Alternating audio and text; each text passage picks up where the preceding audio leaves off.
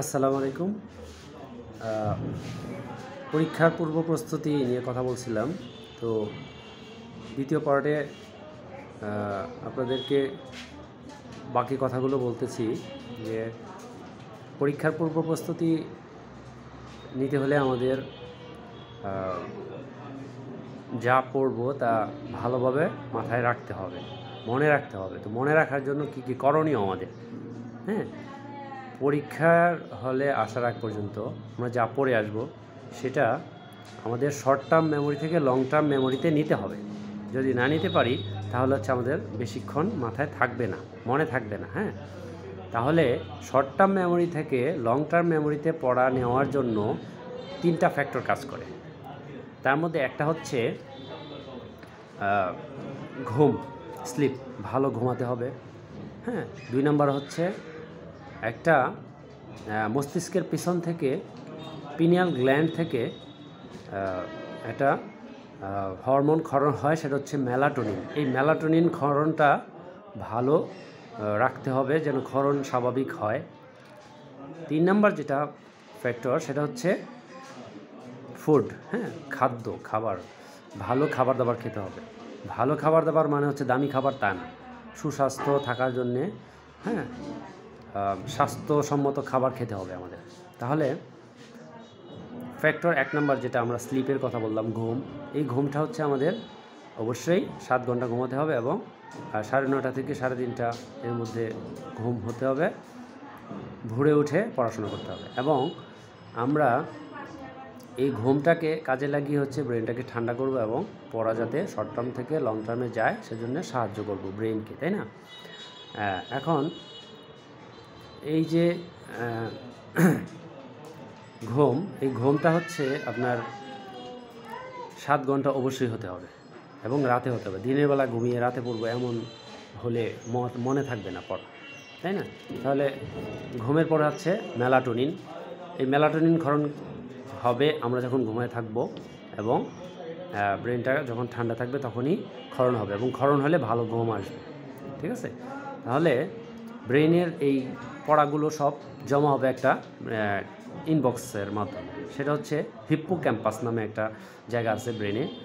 সেটা হচ্ছে আপনার সব স্টোর করে, পড়াগুলো সব জমা করে ওখানে। হ্যাঁ, তো এই হিপ্পোক্যাম্পাস এটা হচ্ছে আমরা কীভাবে ক্লিন রাখবো। ক্লিন রাখতে হলে আমাদের ঘুমের প্রয়োজন এবং ঘুমের পাশাপাশি হচ্ছে আমাদের দিনের বেলায় পড়তে হবে। ঠিক আছে? দিনের বেলায় পড়তে হবে কেন? দিনের বেলায় পড়লে আপনার মনে থাকবে বেশি। ঠিক আছে? সেটা কখন? ভোর থেকে শুরু করে 3:30 4টার পর থেকে শুরু করে আপনি সকালে পড়তে পারেন। হ্যাঁ, গ্যাপ দিয়ে পড়তে পারেন। ঠিক আছে? তো এই গ্যাপ দিয়ে পড়লে হচ্ছে আপনার মাথায় বেশিক্ষণ স্থায়ী হবে পড়াটা। হ্যাঁ, এরপরে আসলো খাবার দাবারের যেটা কথা বললাম। খাবার দাবারের মধ্যে আমরা হচ্ছে যখন আমরা খাবো স্বাস্থ্যসম্মত খাবারই খাবো, বেশি খাবো হচ্ছে সবজি। ঠিক আছে? সবজির মধ্যে বিশেষ করে আমরা ফাইবারযুক্ত সবজি যেগুলো আছে এগুলো খাবো, মাংসটা কম খাবো। হ্যাঁ, মাংস শরীরের ক্ষতি করে বেশি উপকারের থেকে। সবজিটা শরীরের জন্য ভালো, ডাইজেশনের জন্য ভালো। হ্যাঁ, আপনার পেটের শান্তি থাকবে, পড়াশোনা যা করবে মনে থাকবে। ঠিক আছে? এখন সবজির মধ্যে সবথেকে উত্তম কি? লাউ। ঠিক আছে? লাউ। এটা আপনি জানেন যে আমার রাসূল সাল্লাল্লাহু আলাইহি ওয়াসাল্লামের প্রিয় খাবারের মধ্যে একটা লাউ। এই লাউয়ে কিন্তু আপনার ডাইজেশন প্রক্রিয়াটা ভালো করে এবং এর মধ্যে খুব বেশি ক্যালোরি নেই। আপনি মোটা হয়ে যাবেন এরকম কোনো দুশ্চিন্তা করার কিছু থাকবে না সেখানে। হ্যাঁ, যেমন পুরো একটা লাউয়ে থাকে মাত্র 150 গ্রাম ক্যালোরি। সেখানে আপনি পুরো লাউ তো আর একবারে খেয়ে ফেলতে পারেন না। তেমনি মোটা হওয়ার চান্স যেমন থাকে না, তেমনি ডাইজেশন প্রক্রিয়াটা ভালো হয় এবং মাথা ঠান্ডা থাকে। ঠিক আছে? লাউ এবং পাশাপাশি হচ্ছে মধু খেতে হবে। মধু অনেক ভালো একটা কাজ করে, সেটা হচ্ছে আমাদের ব্রেইনকে স্মুথ রাখে। ব্রেইনের যে কার্যক্রম সেটাকে স্মুথ রাখে, একদম মসৃণ করে ফেলে। তখন আপনি যা পড়বেন তো তাই মনে থাকবে। হ্যাঁ, যে ব্রেইনের যে পুষ্টি সিএসএফ যেটাকে বলা বলে সেরেব্রোস্পাইনাল ফ্লুইড, হ্যাঁ, এই পুষ্টি যোগাতে সাহায্য করে হচ্ছে আপনার মধু। ঠিক আছে? এবং এই রাস্তা মসৃণ করে দেয়, পরিষ্কার করে দেয় যেন পড়াটা খুব বেশি মনে থাকে আপনার। ঠিক আছে? তাহলে মধু খেতে হবে, লাউ খেতে হবে। ঠিক আছে? 3 নম্বর হচ্ছে এক্সারসাইজ করতে হবে আমাদের অবশ্যই। এক্সারসাইজের মাধ্যমে আমাদের ব্রেইনের যে নার্ভগুলো আছে, স্নায়ু, হ্যাঁ, সিনাপসিং ক্যাপাসিটি বাড়ে। সিনাপসিং ক্যাপাসিটি মানে হচ্ছে একটা নার্ভ আরেকটা নার্ভের সাথে সংযুক্ত হয় খুব দ্রুত এবং তারা কানেক্টিভিটি তৈরি করে খুব বেশি। যত বেশি কানেক্টিভিটি তৈরি হবে এই সিনাপসিং ক্যাপাসিটির মাধ্যমে আপনার পড়াগুলো তত বেশি জমা হবে ব্রেনে এবং স্থায়ী হবে বেশি, ঠিক আছে? এই জন্য এক্সারসাইজ করতে হবে। এক্সারসাইজ এখন আপনার যে জিমেই যেতে হবে তা না, বাসায়ও আপনি ফ্রি হ্যান্ড এক্সারসাইজ করতে পারেন, নামাজ পড়তে পারেন, ধর্মীয় কাজ করতে পারেন। অজু করলে আপনার ভালো এক্সারসাইজ হয়, ঠিক আছে? যে কুসুম গরম পানি দিয়ে শীতের বেলা যখন আপনি উজু করবেন তখন ব্লাড সার্কুলেশনটা আপনার খুব ভালোভাবে হবে। এর পাশাপাশি আমরা যখন নামাজ পড়ব তখন একটা ব্যায়াম হয়ে যাবে আমাদের, এটা ব্রেনকে কুল করবে, ঠান্ডা রাখবে এবং আপনি যা পড়বেন ওই সময়টাতে তাই ক্যাপচার করবে খুব দ্রুত, ঠিক আছে?